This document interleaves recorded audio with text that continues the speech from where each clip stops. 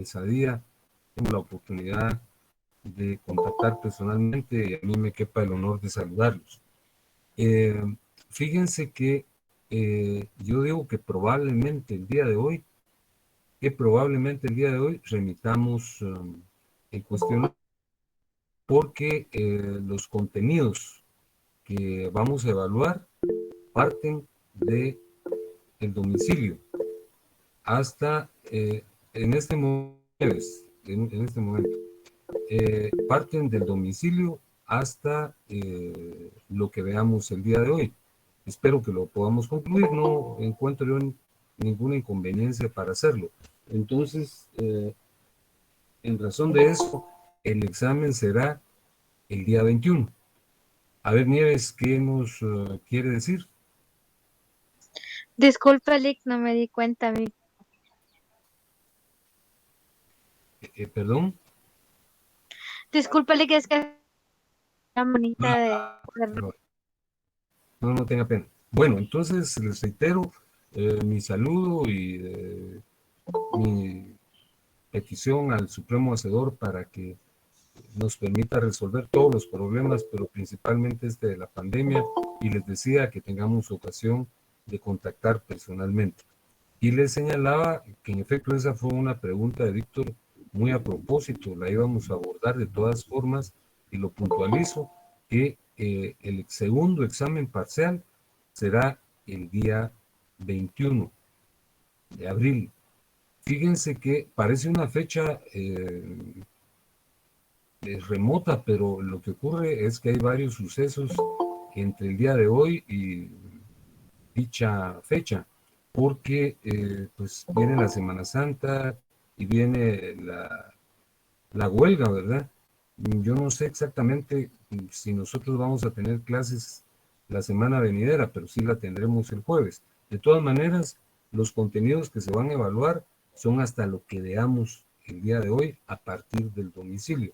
Y les voy a trasladar su cuestionario como lo hicimos en la oportunidad anterior. Ustedes lo resuelven y del mismo yo tomaré 20 interrogantes que son las que conforman la segunda prueba. Y son 20, ahorita Carlos, y les decía que son 20 porque el valor de esta segunda prueba es de 40 puntos. Carlos, por favor, díganos, lo escuchamos. Muy buena tarde, licenciado y compañeros. Solo una consulta, Lick. Yo no sé si soy yo el único, pero me parece que la presentación de la última clase, es decir, del 22 de marzo, que se trató sobre el matrimonio, esa presentación la enviaron a Classroom, Lick. Perdone la pregunta. Sí, todas se suben a Classroom y están una semana, es decir, permanecen hasta la semana venidera, pero sí se subió a Classroom. Ok, Lick, muchas gracias. Voy a verificar entonces, pero si es que duran una semana, estimo que ya no está entonces. No, bien, porque es la del 22, me dijo usted. Ah, la del 22. Es la del 22, Lick. Sí, no, la del 22 ya no está, lógicamente. La mantenemos ahí una semana. Miren, ¿usted no la tiene, Carlos? No, Lick, fíjese que no tuve la oportunidad de ver y obvio, pues de bajarla, ¿verdad? Claro, permítame un momentito. Muchísimas gracias, Lick. Fíjese que Carlos Alfredo no tiene el temario del día 22. ¿Cómo?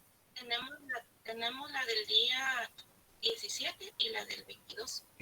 En Classroom. Ah, bueno. Entonces me informan que la del 17 y la del 22 todavía están en Classroom, Carlos. Entonces puede consultarla ahí, ¿eh? Muy agradecido, Lick. Voy a meterme a ver ese tema en Classroom. Por Gracias. favor. Floridalma, ¿usted nos quería decir algo también? Bueno, deduzco que no. No, Bien. perdón, no, es solo poniéndole que ahí en el chat del grupo quedan lo que nos comparte Sonia. Quedan Ajá, los temarios, es cierto. exacto, También ahí ese quedan es, en el, también ustedes los Carlos, pueden si usted descargar de puede ahí. acceder ahí, ahí quedan, en efecto. Muchas gracias, hoy le agradezco mucho. Muy bien. Muchas gracias. Eh, no tenga pena. Entonces, les reitero, ustedes resuelven su cuestionario. Miren, aprovecho respetuosamente para puntualizarles algo. Fíjense que ha ocurrido, que yo lo he tomado como broma, pero porque no puede ser, ¿verdad? Que el día del examen 2 personas me han pedido la remisión de todos los temarios. El examen es en la tarde y la solicitud ocurre como a las 9 de la mañana. Eso sí no podemos atenderlo, ¿verdad? Si hay situaciones así como la que nos plantea Carlos, pues obviamente, si hubiera alguna circunstancia impeditiva que no posibilitó el acceso, lo remitimos. Pero el mismo día no estaríamos en posibilidad ni en el deseo de andar remitiendo esa documentación, porque suena como absurdo, ¿verdad? Que el mismo día, con horas de distancia para el examen, se formulen ese tipo de peticiones. Por lo demás, pues creo yo que están en Classroom y si no estuvieran, pues con la antelación suficiente podemos remitir, no todas, por supuesto, porque eso implica que no se ha accedido a clase en ninguna ocasión. Bien, les hago una reminiscencia de lo que hemos hablado en la última clase. Estuvimos hablando de los elementos del matrimonio y dijimos que en toda relación jurídica intervienen 3 tipos de elementos. Los elementos subjetivos, que son las personas que participan en la relación jurídica. Ya sabemos que las personas somos los protagonistas de la norma jurídica, pero también hay objetos, entes que no tienen humanidad, que son aquellos que reciben el efecto del derecho. Y finalmente están los elementos formales, que son los requisitos que deben cumplirse para que una relación produzca los efectos requeridos. Recuerdo yo que hablamos a manera de ejemplo en la última ocasión de una compraventa. Yo compro una casa, la pago, el comprador y el vendedor son los elementos personales. La casa propiamente dicha es el elemento objetivo material y todos los requisitos que hay que llenar para hacer el traspaso de esa propiedad son los elementos formales. Tengo que ir con un notario, pagar el impuesto, llevarlo al registro de la propiedad. De igual forma ocurre con el matrimonio. Dijimos que hay elementos personales o subjetivos que son los contrayentes, los cónyuges y el funcionario que autoriza el matrimonio. Y eso fue lo que analizamos en la clase anterior. Señalamos que en la legislación guatemalteca, sin asumir ninguna actitud de proclividad por ninguna posición, solo puede encontrar el matrimonio un hombre y una mujer, porque así está legislado. Y señalé que si en el futuro mediato o inmediato se producen cambios, pues tendríamos que atender la ley, porque pues la ley está para cumplirla. Señalamos también que los cónyuges deben ser mayores de edad, y les traje a cuenta que hubo una época en la cual era posible que los menores de edad contrajeran matrimonio, pero eso ya no es posible a raíz de la emisión del decreto 13/2017, que lo imposibilitó, lo vedó, y eso con fundamento en tratados y convenciones internacionales, particularmente la Convención de los Derechos del Niño. Luego hablamos de los impedimentos matrimoniales, de los impedimentos absolutos o impedimentos dirimentes, que son los que están contenidos en el artículo 88 con la denominación de casos de insubsistencia, y los impedimentos impidientes que están incluidos en la regulación del artículo 89. Luego hablamos de los funcionarios que pueden autorizar el matrimonio, que son lógica y obviamente un notario, el alcalde o el concejal que hace sus veces, y un ministro de culto debidamente autorizado por el Ministerio de Gobernación. Hablamos de la nulidad y de la anulabilidad, señalando que la nulidad es un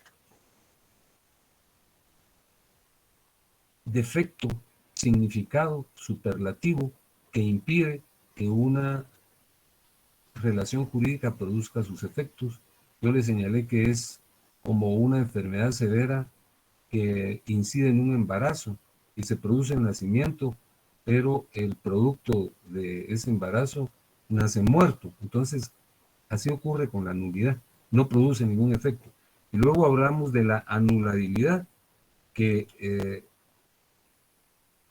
se refiere a un defecto de menor grado, pero que impone que para que produzca efectos negativos en la relación, es menester que haya una denuncia. Y les hablé del rapto, ¿verdad? Lo leímos en el código. Si una mujer es raptada y obligada a contraer matrimonio, al recuperar la libertad, debe presentar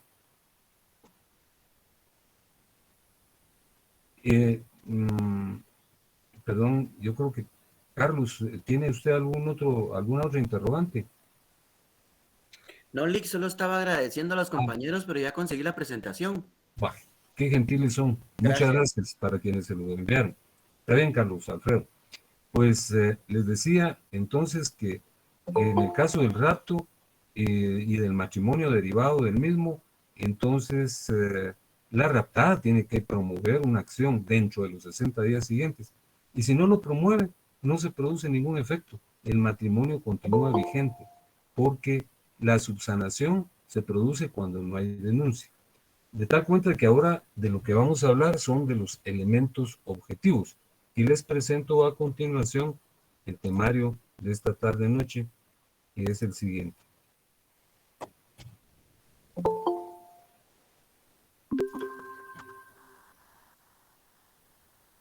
Y ya lo tienen ustedes a la vista, ¿verdad? Sí, licenciado. Sí, licenciado, gracias. Pues muy bien. Fíjense que hoy vamos a hablar de los elementos objetivos o materiales del matrimonio. Y dentro de los elementos objetivos o materiales del matrimonio está la incidencia económica del mismo.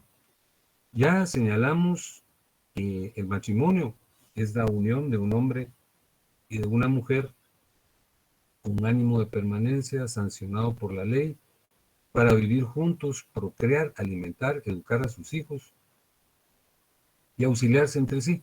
Pero fíjense que el matrimonio, como lo señalamos en el numeral 1, al igual que toda actividad humana, debe tener un sustrato económico. Por ahí hay un refrán que dice, contigo pan y cebolla. Eso no es cierto. La verdad es que toda actividad o empresa humana necesita un sustrato económico y el matrimonio mucho más para cumplir esa trascendente y significada labor de vivir juntos, procrear, alimentar y educar a los hijos y auxiliarse entre sí. Lógicamente se necesita un dispositivo económico que permita resolver las necesidades del matrimonio. Y precisamente, fíjense que el matrimonio está sujeto a la existencia de 3 regímenes económicos, que son los que aparecen en el numeral 2 y en los subnumerales 2.1, 2.2 y 2.3. Esos regímenes económicos que regulan el matrimonio son el de comunidad absoluta, está regulado en el artículo 122, el de separación absoluta y el de comunidad de gananciales, está regulado en el artículo 124. Fíjense que antes de explicar cada uno de los mismos, creo yo que es menester hablar de lo que son las capitulaciones matrimoniales. Y por eso les pido que leamos el artículo 117.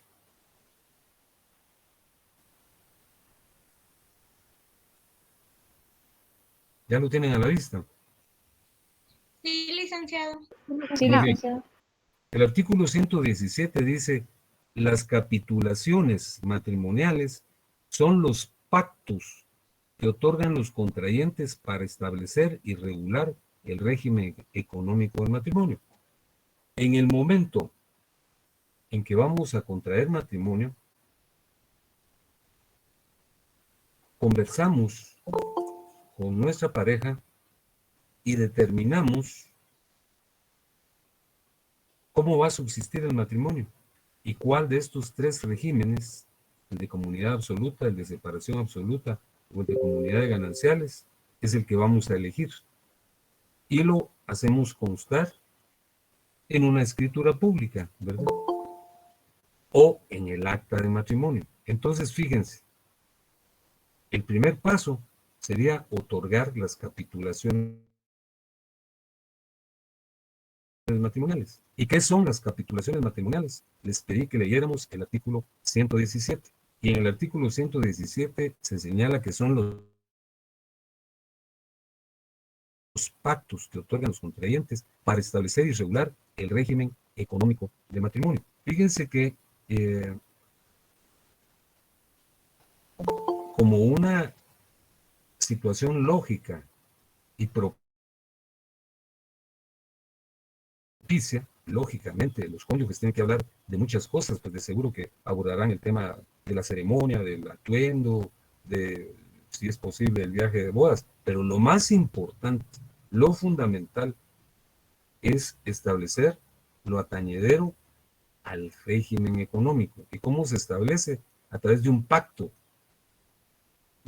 que celebran los contrayentes, como dice el artículo 116. Dice, el régimen económico del matrimonio se regula por las capitulaciones matrimoniales otorgadas por los contrayentes antes o en el acto de celebración del matrimonio. Lo lógico es que sea antes, ¿verdad? Pero a veces uno está tan entusiasmado, ¿verdad?, que es hasta en el acto del matrimonio en donde se dirime ese asunto. A veces hay más de regular, así ocurre, ¿verdad?, de continuo así ocurre, que hay más preocupación por aspectos un poco más frívolos, como les repito, el vestido de la novia, el vestido del novio, si van a hacer una fiesta, si van a hacer un viaje, que son aspectos tal vez trascendentes, pero lo más importante y medular es lo que yo les estoy señalando. Fíjense que el artículo 118 establece cuándo es obligatorio otorgar capitulaciones matrimoniales, y ahí se regulan 4 casos. Dice, son obligatorias las capitulaciones matrimoniales en los casos siguientes. Primero, cuando alguno de los contrayentes tenga bienes cuyo valor llegue a 2,000 quetzales. Segundo, si alguno de los contrayentes ejerce profesión, arte u oficio que le produzca renta o emolumento que exceda de 200 quetzales. Tercero, si alguno de ellos tuviera en administración bienes de menores o incapacitados que estén bajo su patria potestad, tutela o guarda. Y cuarto, si la mujer fuere guatemalteca y el varón extranjero o guatemalteco naturalizado. Entonces, repito, los contrayentes conversan, ¿verdad?, y determinan cuál de estos regímenes que les he mencionado, el de comunidad absoluta, el de separación absoluta o el de comunidad de gananciales, van a asumir y celebran un pacto. Ese pacto se llama capitulaciones matrimoniales. ¿Quiénes tienen la obligación de celebrar capitulaciones matrimoniales? Pues las personas que estén en estos supuestos. Fíjense que en el año 1963, cuando el Código Civil fue emitido, pues el dinero tenía otra perspectiva, ¿verdad?, otro valor en relación al dólar. Hubo una época en que el quetzal valía más que el dólar. Entonces estas cantidades ahora son relativamente menores, ¿verdad? Y de consecuente, casi todas las personas tienen que otorgar capitulaciones matrimoniales. Porque dice, cuando alguno de los contrayentes tenga bienes cuyo valor llegue a 2,000 quetzales, en aquella época 2,000 quetzales era una cantidad extraordinaria. Bueno, hoy todavía lo es, pero el valor adquisitivo de la moneda es muy precario. Ganar 200 quetzales en aquella época era algo también relativamente fuera de lo común, ¿verdad? Y los otros supuestos, los otros dos, pues son si se tienen bienes de menores en administración o si el contrayente varón es extranjero o guatemalteco naturalizado. Entonces, se ponen de acuerdo, eligen el régimen y se otorgan las capitulaciones. Eso está regulado en el artículo 119, que les pido que lo lean. Dice, artículo 119. Las capitulaciones matrimoniales deberán constar en escritura pública o en acta levantada ante el funcionario que debe autorizar el matrimonio. El testimonio de la escritura o la certificación del acta se inscribirán en el registro civil una vez efectuado el matrimonio y también en el registro de la propiedad si se afectaren bienes inmuebles. Entonces, es necesario acudir ante un notario. Él redactará en escritura pública ese documento, o bien se hará constar en el acta cuando se autorice el matrimonio. Luego eso se inscribirá en el RENAT y en el registro de la propiedad, según sea el caso, ¿verdad? Entonces, estamos en que los contrayentes platican, convienen cuál de los tres regímenes van a adoptar, acuden ante el notario, o bien en el acto de celebración se hace constar en el acta. Vamos a ver en qué consiste cada uno de estos regímenes. Veamos primero el régimen de comunidad absoluta, que está regulado en el artículo 122. Leámoslo, por favor. Dice el artículo 122 lo siguiente: comunidad absoluta. En el régimen de comunidad absoluta, todos los bienes aportados al matrimonio por los contrayentes o adquiridos durante el mismo pertenecen al patrimonio conyugal y se dividirán por mitad al disolverse el matrimonio. ¿Qué quiere decir esto? Esto se resume en una frase que parece coloquial, pero se utiliza para describir el régimen de comunidad absoluta. Los cónyuges se dicen: lo mío es tuyo y lo tuyo es mío. El patrimonio de la esposa y el patrimonio del esposo se fusionan, se unen, se integran y forman un solo patrimonio. Es el patrimonio conyugal. Y si hubiera algún inconveniente, por ejemplo, si se produce la disolución del matrimonio, ese patrimonio se divide en partes iguales. Lo cierto del caso es que el fundamento de la comunidad absoluta es muy remoto y parte de una convicción que existió de carácter teológico, que el matrimonio era indisoluble y no se podía disolver bajo ningún punto de vista. Quienes se casaban estaban unidos ad perpetuum, ¿verdad? Lo que Dios une no lo puede separar el hombre, decía un paradigma religioso. Entonces se fundamentaba en el hecho de que si iba a ser una vinculación por siempre, pues entonces también la relación patrimonial tenía que ser por siempre. Y además algunos decían: pero ¿cómo no va a ser posible si el matrimonio nace del afecto, de la confianza extrema y de la intervinculación plena? Lo cual es cierto, pero los seres humanos somos falentes, ¿verdad? Y en efecto, en algunas oportunidades surgen inconvenientes y problemas que posibilitan la disolución del matrimonio. En ese caso, esos dos patrimonios que se unieron para integrar uno solo se vuelven a dividir y el 50% le corresponderá a la esposa y el 50% le corresponderá al esposo. Fíjense que el otro régimen es el de separación absoluta, que es todo lo opuesto a la comunidad absoluta. Está regulado en el artículo 123, que vamos a leer en este momento. Dice el artículo 123 lo siguiente: separación absoluta. En el régimen de separación absoluta, cada cónyuge conserva la propiedad y administración de los bienes que le pertenecen y será dueño exclusivo de los frutos, productos y accesiones de los mismos. Serán también propios de cada uno de los cónyuges los salarios, sueldos, emolumentos y ganancias que obtuvieren por servicios personales o en el ejercicio del comercio o industria. Este régimen es todo lo contrario al de comunidad absoluta. Yo les dije que de manera coloquial, en la comunidad absoluta, los cónyuges se decían: lo tuyo es mío y lo mío es tuyo. Aquí no. En el régimen de separación absoluta se dicen: lo mío es mío y lo tuyo es tuyo. Puede haber una reunión afectiva y sentimental, pero cada quien mantiene la separación de sus bienes. Y como en todas las discusiones de la enciclopedia jurídica, fíjense que aquí hay un tercer régimen, que es el de comunidad de gananciales, que es una mezcla del régimen de comunidad absoluta y del régimen de separación absoluta. Lo vamos a leer y lo vamos a explicar porque la lectura pues, resulta a veces un poco confusa. Dice el artículo 124, que les pido que tengan a la vista, dice lo siguiente. Comunidad de gananciales.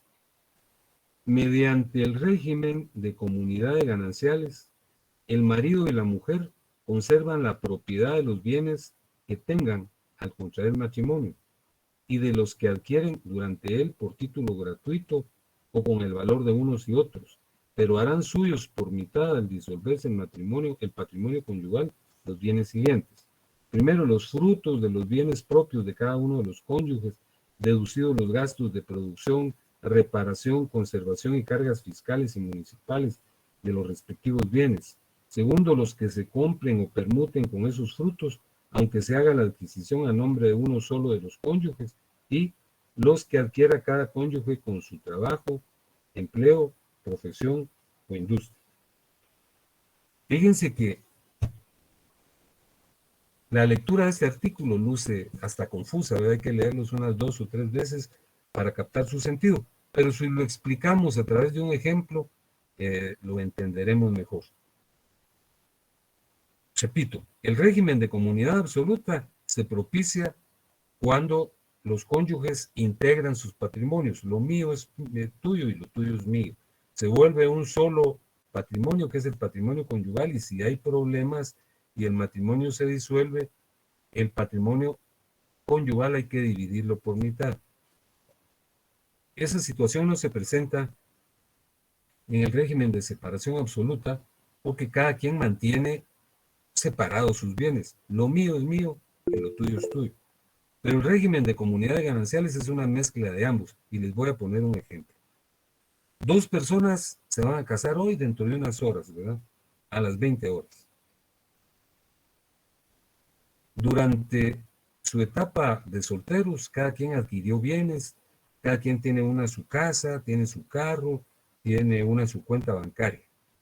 Y se casan hoy, a las 20 horas se celebra el matrimonio. Los bienes que tenían antes del matrimonio son de cada uno de los cónyuges. Son bienes personales, son bienes individuales. Y los que se hacen dentro del matrimonio, es decir, a partir de las 8 de la noche de hoy, esos son de los dos. Ese es el patrimonio conyugal.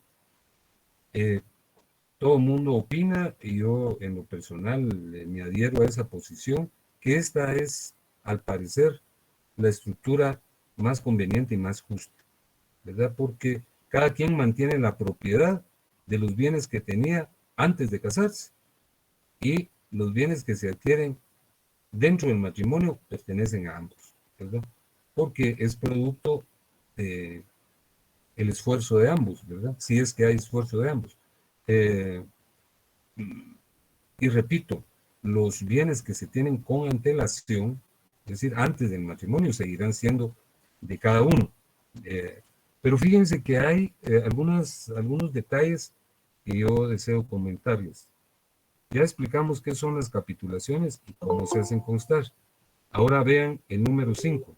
Hay una pregunta que dice, ¿pueden los cónyuges cambiar de régimen económico? Es decir, están en comunidad absoluta, pueden cambiarse a separación absoluta o a comunidad de gananciales. Vean el artículo 125. El artículo 125 dice alteración de las capitulaciones. Los cónyuges tienen derecho irrenunciable de alterar las capitulaciones matrimoniales y adoptar otro régimen económico del patrimonio conyugal durante el matrimonio. La modificación de las capitulaciones matrimoniales deberá hacerse por medio de escritura pública que se inscribirá en los registros respectivos. Entonces, en cualquier momento, los cónyuges pueden asumir un cambio en el régimen que ellos hayan asumido. Si están en el de comunidad absoluta pueden cambiarse a separación absoluta o cambiarse a comunidades gananciales. Eso pueden hacerlo cumpliendo los requisitos que aquí se exigen. Fíjense que hay algo muy especial que es menester tener en cuenta, que es lo regulado en el artículo 127. En el artículo 127 dice, bienes propios de cada cónyuge. No obstante lo establecido en los artículos anteriores, son bienes propios de cada cónyuge los que se adquieran por herencia, donación u otro título gratuito y las indemnizaciones por accidentes o seguros de vida, de daños personales o enfermedades deducidas las primas pagadas durante la comunidad. ¿Qué quiere decir esto? Que no obstante que estemos en comunidad absoluta o comunidad de gananciales, si uno de los cónyuges hereda de sus padres una casa, esa casa es solo de ese cónyuge. Si le pagan una indemnización o le hacen una donación a título gratuito, eso es solo del cónyuge. Fíjense que yo recuerdo un caso muy peculiar, ¿verdad?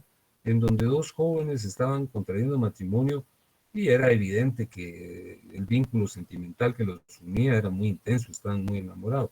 Pero el papá, muy desconfiado, cuando vio que iban a asumir el régimen de comunidad absoluta, él les iba a dar una casa para que vivieran, ¿verdad? Entonces, se lo dio a través de una donación a su hija, porque la donación implicaba que esa casa era solo de la hija, porque todos los bienes que se adquieren a título gratuito por la herencia o por la donación son solo del cónyuge que le corresponde a quien se la hacen.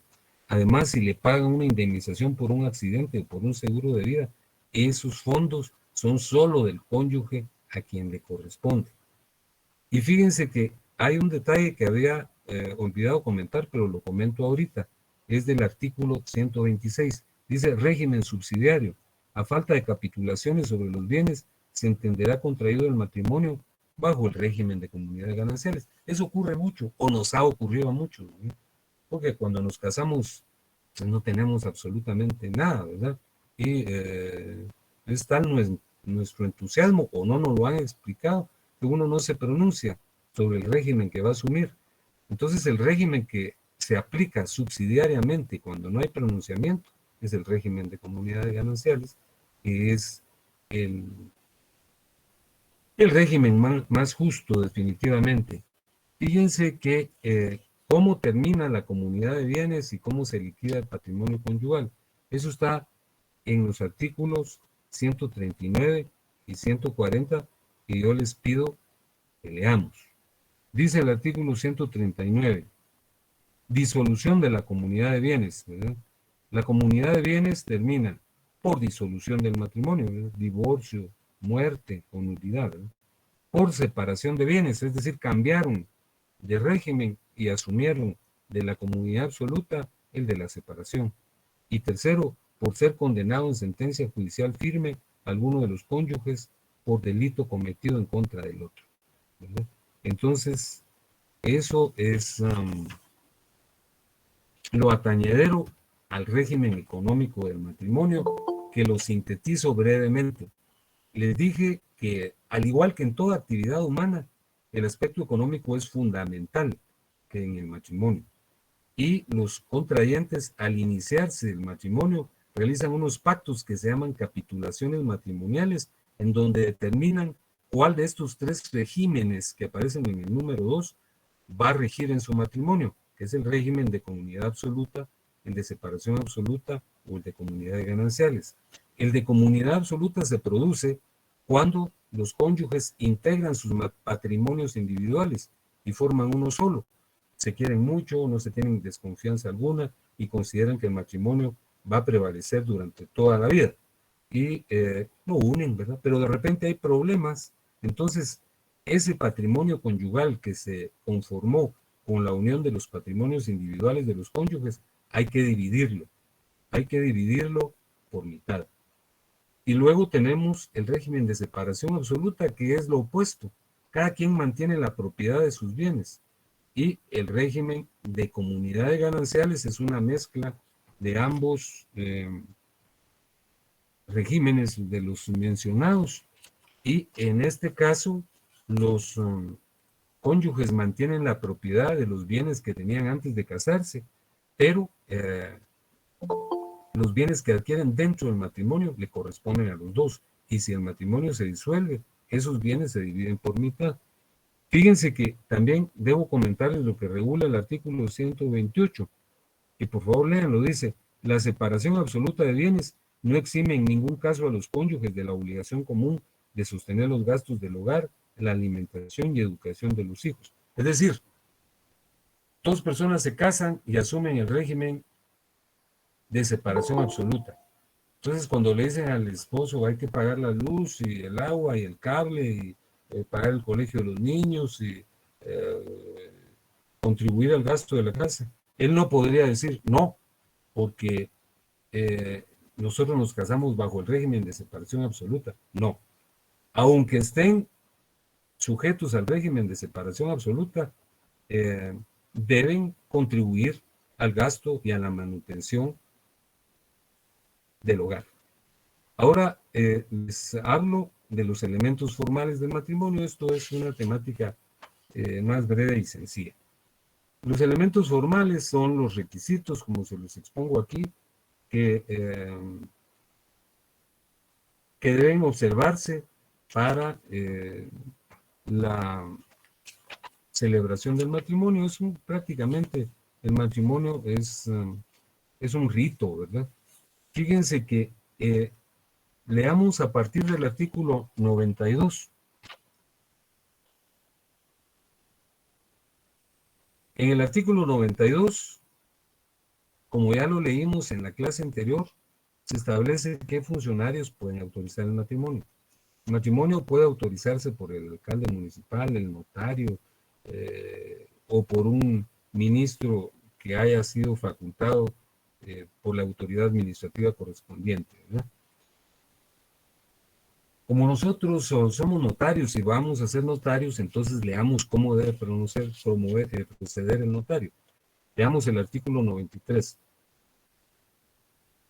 Dice el artículo 93: las personas civilmente capaces que pretendan contraer matrimonio lo manifestarán así ante el funcionario competente de la residencia de cualquiera de los contrayentes, quien recibirá bajo juramento de cada uno de ellos, legalmente identificados, declaración sobre los puntos siguientes que hará constar en acta: nombres y apellidos, edad, estado civil, vecindad, profesión u oficio, nacionalidad y origen, nombres de los padres y de los abuelos si lo supieren, ausencia de parentesco entre sí que impida el matrimonio, no tener impedimento legal para contraerlo, y régimen económico que adoptan si no presentaren escritura de capitulaciones matrimoniales y manifestación expresa de que no están legalmente unidos en matrimonio. Bueno, van con el notario, entonces, hablando de notarios, y el notario les requiere toda esta información que consta en el artículo 93. Él hace constar en el acto y luego procede, como dice el artículo 98, que les ruego que leamos. Dice: señalamiento de día y hora, cerciorado el funcionario de la capacidad de los contrayentes y cumplidos en su caso los requisitos que exigen los artículos anteriores, señalará, si lo solicitan los contrayentes, día y hora para la celebración del matrimonio o procederá a su celebración inmediata. Es decir, el notario recibe toda esa información: nombres, estado civil, profesión, el nombre de los papás, el nombre de los abuelos, el régimen que van a adoptar si no se presenta la escritura de capitulaciones, etc. Y luego que tiene toda esa información, se fija el día y hora para la celebración del matrimonio. Y eso casi no ocurre, sino se celebra de inmediato, ¿verdad? En el mismo momento, en el acta de matrimonio, se consignan estos datos y se celebra el matrimonio de inmediato. Pero podría ser, como dice el artículo 98, que los cónyuges los contrayentes otorguen esa información y digan: miren, nos queremos casar en junio o en mayo o algo así, ¿verdad? Entonces, y luego viene la celebración, está regulada en el artículo 99. Dice, léanlo por favor. Estando presentes los contrayentes, procederá el funcionario que debe autorizar el matrimonio a dar lectura a los artículos 78 y del 108 al 114, pero lo que ocurre es que el 114 ya tiene una particularidad, que es la siguiente, ¿verdad? Está derogado, ¿verdad? El 113 y el 114 están derogados. Entonces se lee de el 78, el 108 al 112. En algunos textos, como en el mío, todavía aparece el 114, pero el 113 y el 114 están derogados. Entonces se lee el 78 el 100, y del 108 al 102.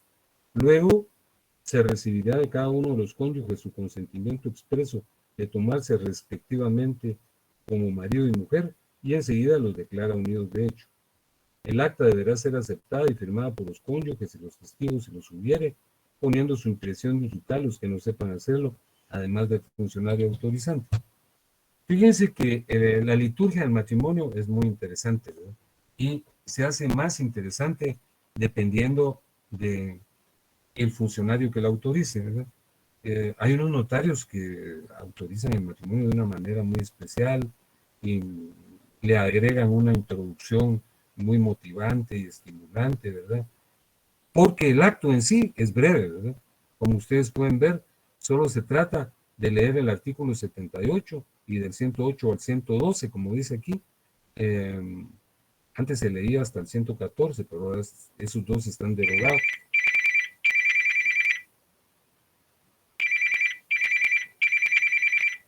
Perdón. Pues fíjense que entonces el notario lee estos artículos y de inmediato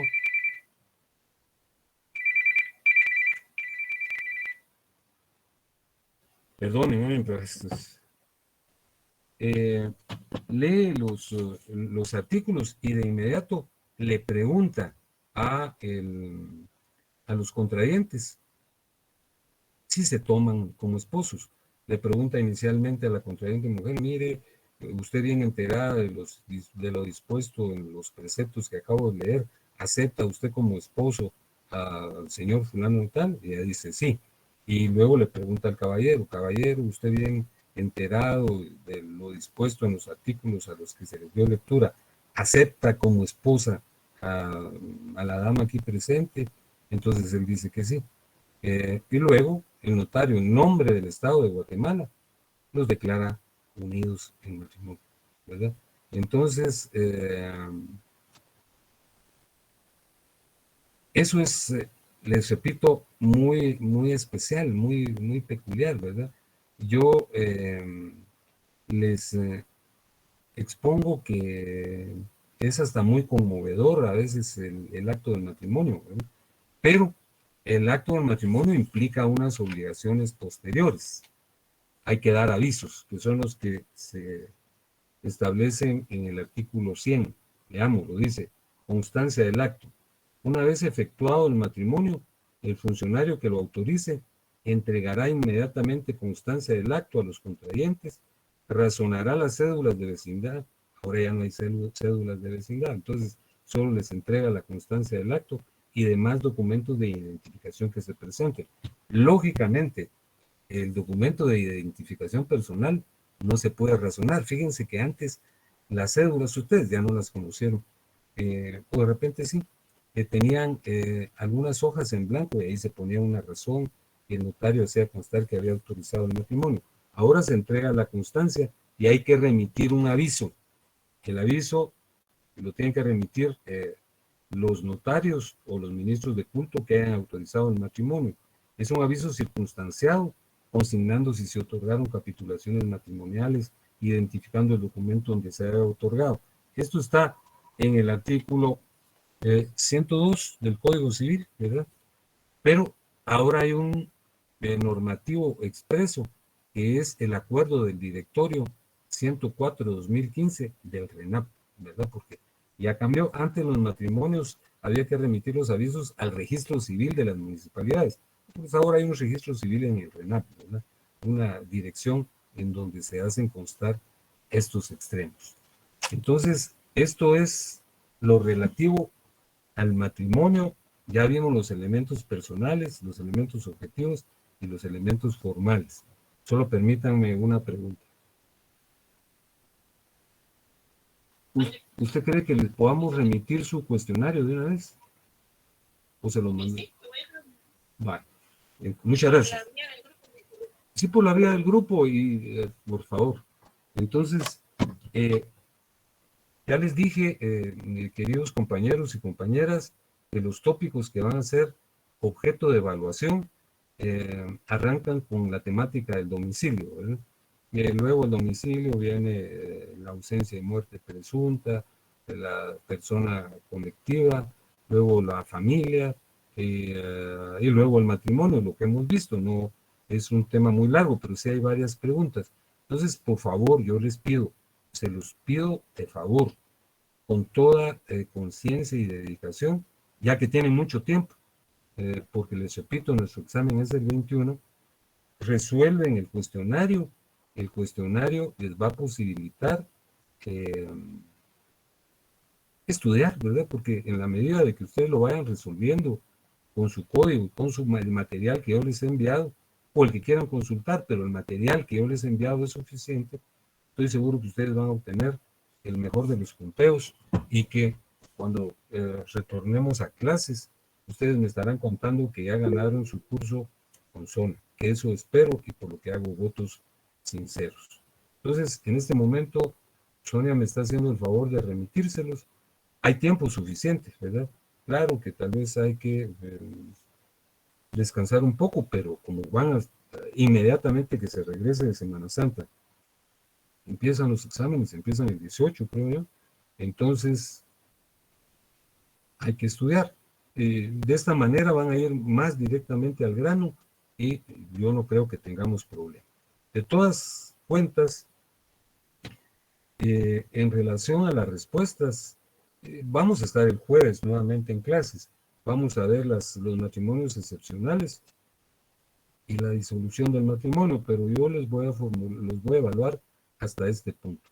Así es que el día de hoy no les voy a formular preguntas y... Licenciado. Sí, Amy, dígame, por favor. Buenas noches, licenciado. A mí me quedó una duda. Por favor, plantéemela. Voy a tratar de hacerla.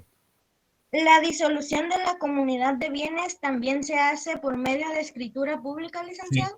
Sí, se hace por escritura pública. El cambio de conformidad con el artículo 125 es por escritura pública. Dice, la modificación de las capitulaciones matrimoniales deberá hacerse por medio de escritura pública que se inscribirá en los registros correspondientes. Y luego, la comunidad termina por disolución del matrimonio. Si el matrimonio se disuelve, no es escritura pública, ¿verdad? Sino que es una sentencia que ya lo vamos a estudiar el próximo jueves. Es una sentencia que profiere un órgano jurisdiccional. Por separación de bienes, ahí sí es una escritura pública porque lo están alterándolo. Eso es de conformidad con el artículo 125. Ahora, si condenan a una persona, también es una disposición de un órgano jurisdiccional. Así es, Jenny. Muchas gracias, licenciado. Vale, Amy, estamos a la orden, oye, siempre. Bueno, entonces me despedía de ustedes y les señalaba que vamos a proseguir el jueves, que yo también tengo mis dudas si hay actividad el jueves, porque algunos dicen, pero yo no estoy convencido, nadie le informa a uno que es la declaratoria de huelga. Pero si en efecto no lo es, o si no la suspenden, nosotros nos reunimos, así es que por favor estemos pendientes. Si no hubieran clases yo les avisaría, pero yo creo que sí van a haber. Así es que deseo que descansen y muchos éxitos en la clase subsiguiente. Buenas noches, Lick, que descanse, gracias. Buenas noches, Gracias, feliz noche. Ustedes también. Muchas gracias. Licenciado, ve.